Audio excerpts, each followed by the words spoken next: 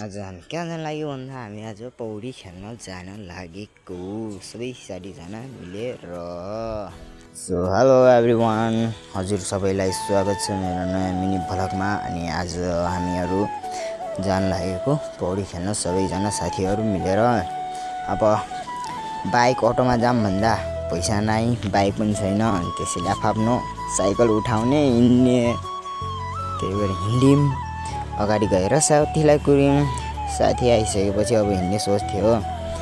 अब हिँड्ने साथी आइसकेपछि मैले जेठानलाई सोध्छु, जेठान ठागल खान जाने हो कि नै भनेर। तर जेठानजीले जाने होइन भन्नुहुन्छ।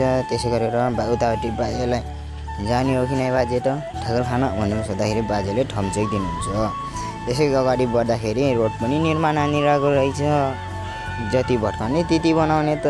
अनि फेरि अगाडि बढ्दै जाँदा अब पौडी खेल्ने प्रवेशद्वारभित्र पसिसकेपछि रमाइलो हाँसो मजा गर्दै अगाडि बढ्दै, मैले त साइकल त ल्याएको थिएन, पालो शान्ति एउटाको साइकलमा बस्दै अगाडि बढ्दै गर्दै थिएँ। म त अगाडि बढ्दै थिएँ, तर दुईजना साथीहरू हेर्नुहोस् न कति स्पिडमा अगाडि पुगिसकेका छन्। त्यसपछि मैले चलाउने पालो आइसकेपछि एउटा हातमा मोबाइल अनि अर्को हातमा ह्यान्डल चलाउँदै अगाडि बढ्दै, त्यसरी चलाउँदै पनि हात्तीसार पुगिसक्यौँ। हात्तीसार मलाई लाग्छ सबैजना गइसक्नु भएको होला।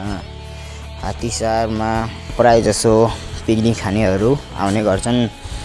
अरू बेला पनि पिकनिक खान आइयो 2-3 चोटि, तर आज गर्मी भएको कारणले गर्दा हामीहरू सबैजना पौडी खेल्न आएको।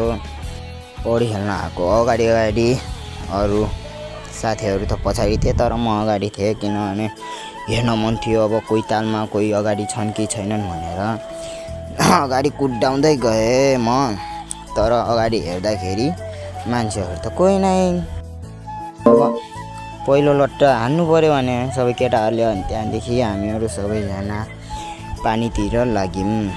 खोला नजिक पुगिसकेपछि साइकल कता राख्ने भनेर राखिसकेपछि केटाहरू त अगाडि नै पौडी खेल्न गए। त्यसपछि मेरो पालोमा पनि दगुर्दै गएँ।